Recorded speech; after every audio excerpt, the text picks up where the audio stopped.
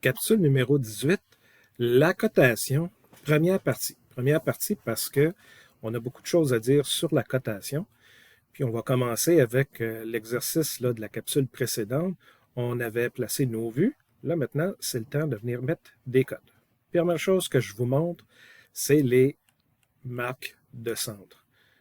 Normalement, quand on vient glisser des vues ici, si on a des éléments cylindriques ou circulaires, le logiciel va nous mettre la marque de centre.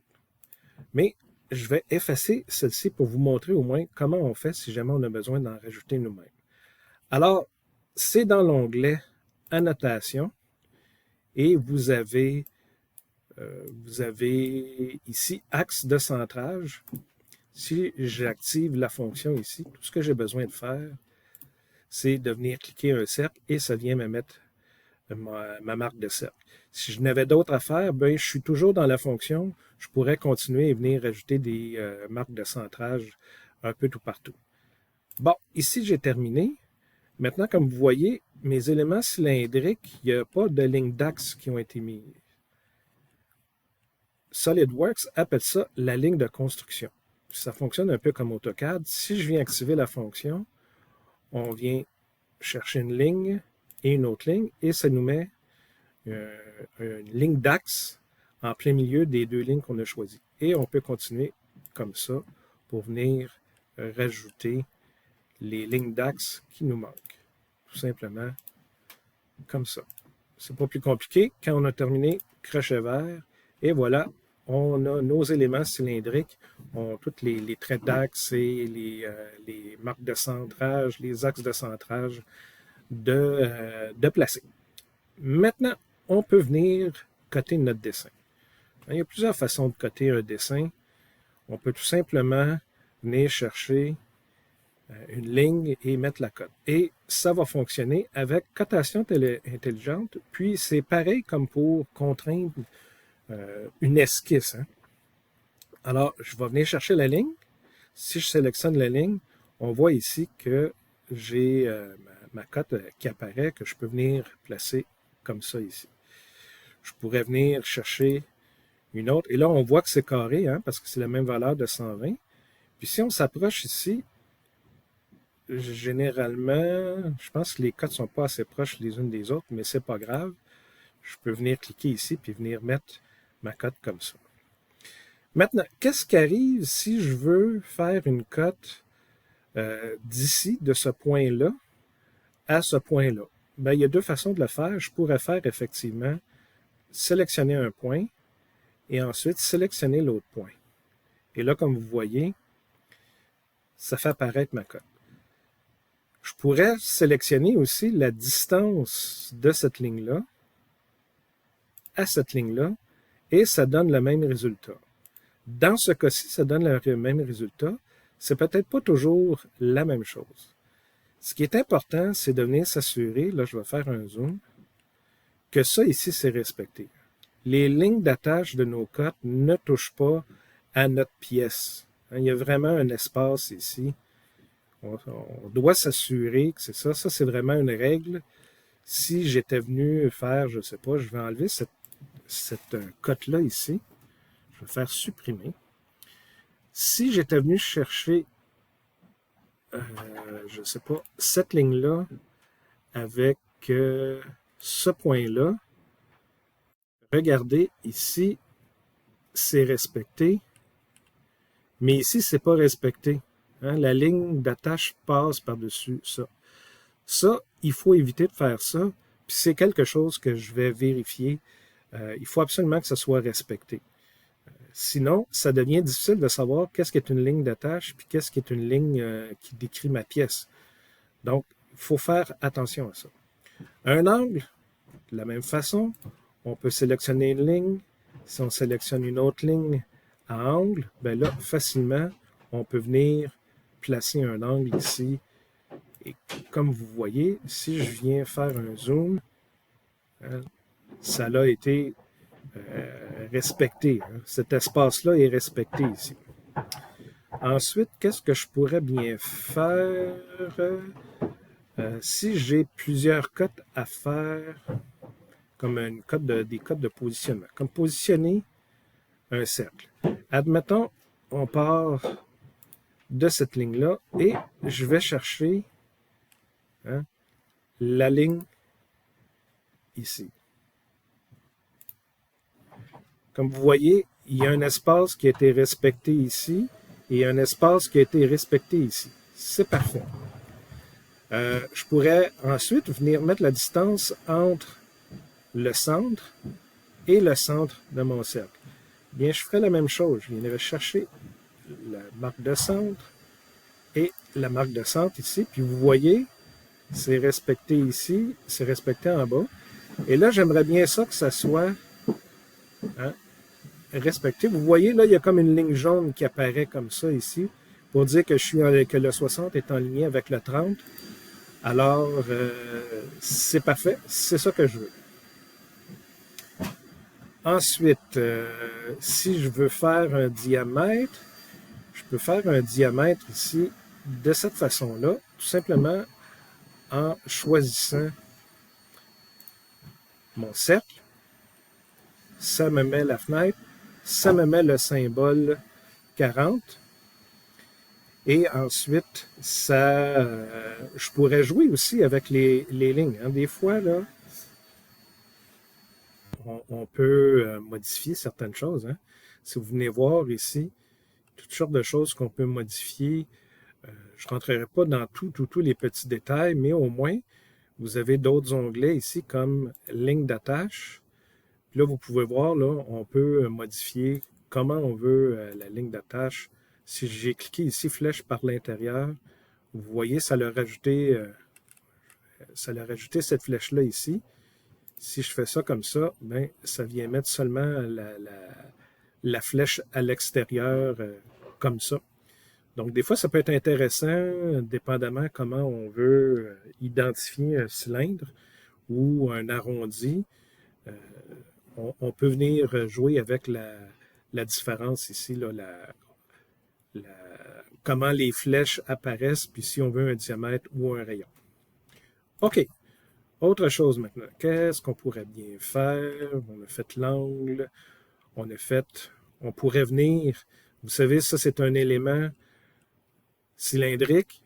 Donc, si je viens cliquer sur cotation intelligente et je viens, même si c'est une ligne, on voit ici que le symbole diamètre apparaît automatiquement parce que SolidWorks sait que cette ligne-là, c'est la surface circulaire au-dessus du cylindre ici. Donc, on sait que ça nous donne un diamètre de 40 comme ça. Bon, maintenant, on peut venir positionner aussi des trous. Facilement, encore une fois, on pourrait dire d'ici jusqu'à la marque de centre, comme ça. Puis là, vous voyez, on a l'exemple du 20 ici. Je pourrais venir changer ça pour avoir les flèches à l'intérieur. C'est peut-être un petit peu trop serré.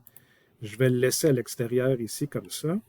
Et ensuite, je pourrais venir choisir ça et ça, comme ça. Et venir placer mon 20 ici ou le placer à l'extérieur comme ça, ou encore mieux, de venir faire comme ça, parce que là, la mesure ne se trouve pas à l'intérieur de la pièce. On essaie toujours de mettre le moins de choses à l'intérieur de la pièce, de mettre les cotations à l'extérieur comme ça. OK.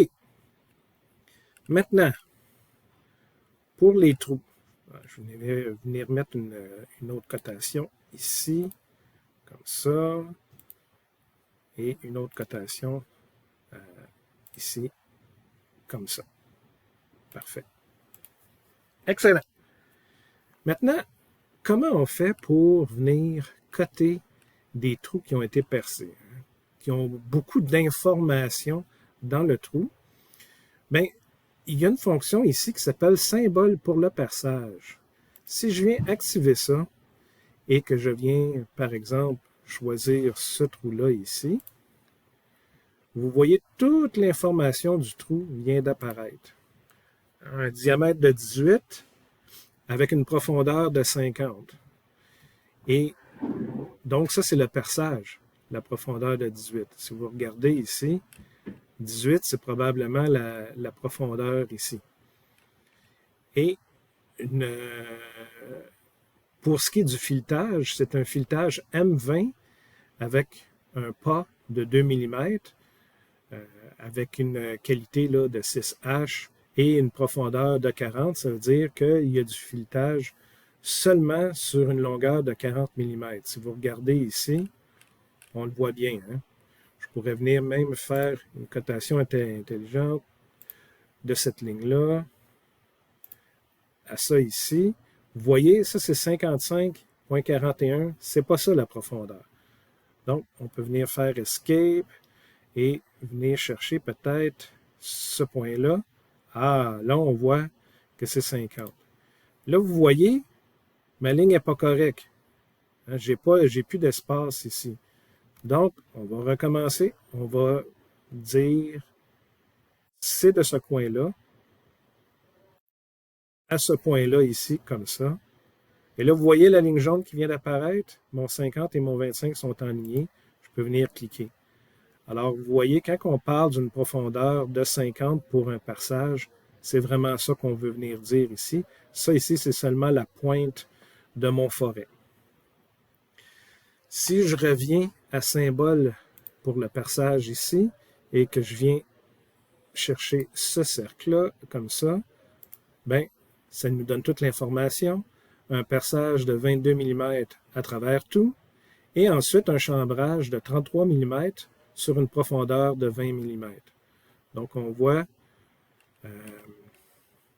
que cette ligne-là ici, si je viens faire cotation intelligente, on voit que c'est 20 mm.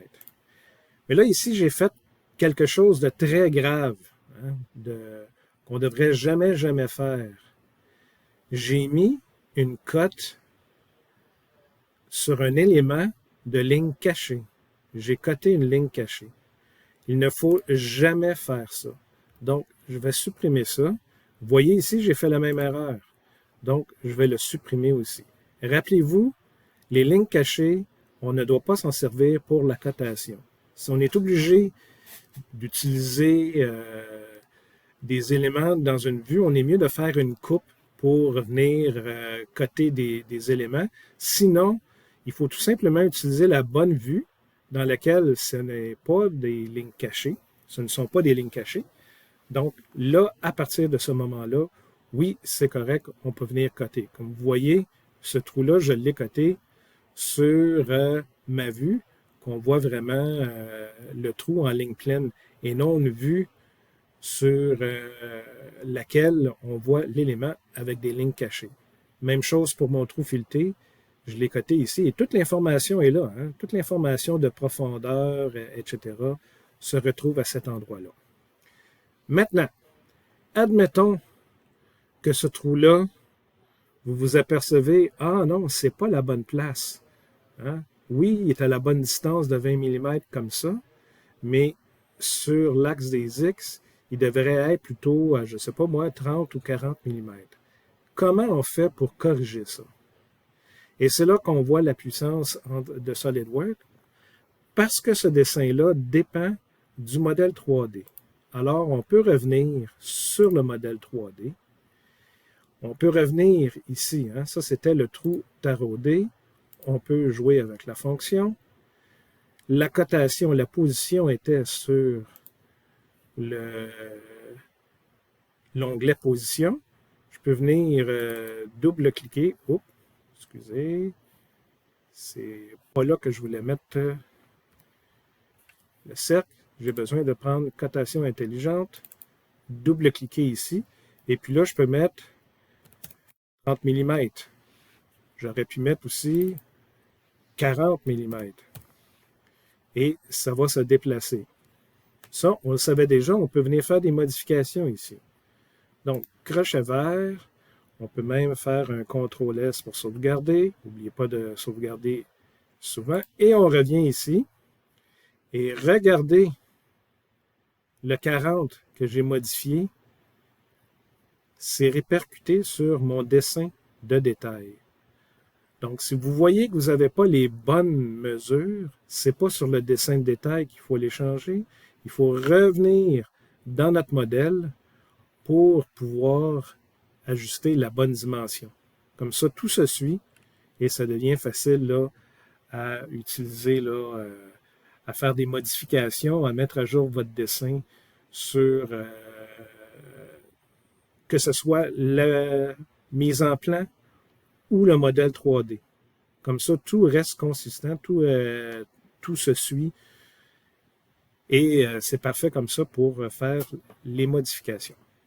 Dernière chose à discuter. Vu que ces deux dessins-là, hein, ces deux, celui-ci et celui-là, tout ça se suit, ben ça doit être enregistré ensemble. Donc, quand on vient faire un pack and go, on peut aller dans Fichier et on peut faire pack and go. J'ai la fenêtre qui était un petit peu à l'extérieur ici. Et là, vous voyez, j'ai mes deux fichiers. J'ai le premier, j'ai celui du bas ici qui est ma pièce, hein, un SolidWorks Part Document, SLD PRT, et l'autre, celui qu'on vient de faire, SLD DRW pour Drawing, SolidWorks Drawing Document. Donc, celui qui est en haut, c'est ma mise en plan. Celui qui est en bas, c'est le modèle 3D sur lequel ma mise en plan est basée. Donc, c'est facile. Ensuite, je peux faire enregistrer dans le fichier zip. Et vous voyez, bon, on peut s'assurer qu'on envoie ça à la bonne place. On peut faire parcourir. On va aller dans capsule. Moi, c'est la capsule 17. En fait, non. On est rendu à la capsule 18. On peut faire un nouveau dossier. 18 comme ça. Et faire ouvrir. Là, maintenant, je suis à la bonne place. 18. Je vais faire enregistrer.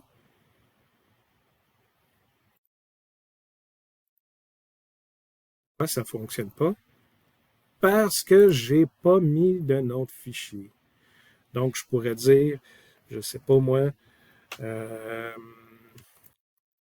dessin et mise en plan. Qu'est-ce que je viens de faire de pas correct? Je n'ai pas utilisé la nomenclature du cégep. C'est pas très grave parce que quand vous allez faire cette action-là, dessin et mise en plan, ça c'est le nom ici du fichier zip. Donc, quand vous allez me l'envoyer dans le Léa, le système Léa va changer le nom pour mettre votre numéro d'étudiant, etc., etc. Puis, c'est ça que je vais recevoir, moi, sur mon compte Léa. Mais à l'intérieur de ce fichier-là, je vais retrouver ces deux fichiers ici. Donc, je peux faire enregistrer. Maintenant, j'ai le bon chemin pour enregistrer le .zip. Si je clique sur enregistrer, ça va créer le pack and go. On peut aller faire une vérification. On s'en va à l'endroit où on a fait nos modifications. Je m'en vais dans capsule 18. Et vous voyez, dessin et mise en plan. Si j'ouvre ça, vous avez les deux dessins comme ça. Donc, moi, en recevant ça, quand je vais ouvrir une mise en plan, automatiquement, cette mise en plan-là va faire référence à ce fichier-là. Et je le répète encore, si vous ouvrez des documents à l'intérieur d'un dossier compressé, un dossier zip, on voit ici que c'est un dossier compressé, si vous ouvrez ça à l'intérieur sans le décompresser, vous allez avoir des problèmes informatiques avec vos fichiers. Donc, première chose à faire, c'est quand on rentre ici, c'est de faire extraire tout. Si je fais extraire tout, là, je vais fermer tout simplement ça ici. Je vais revenir dans ma capsule 18 comme ça. Et là, ce qu'on voit, c'est mon fichier zip qui est ici. Et là, ça a créé mon fichier qui est décompressé. Là, maintenant, si je rentre dans celui-là, je peux ouvrir ces deux fichiers-là. C'était la capsule 18.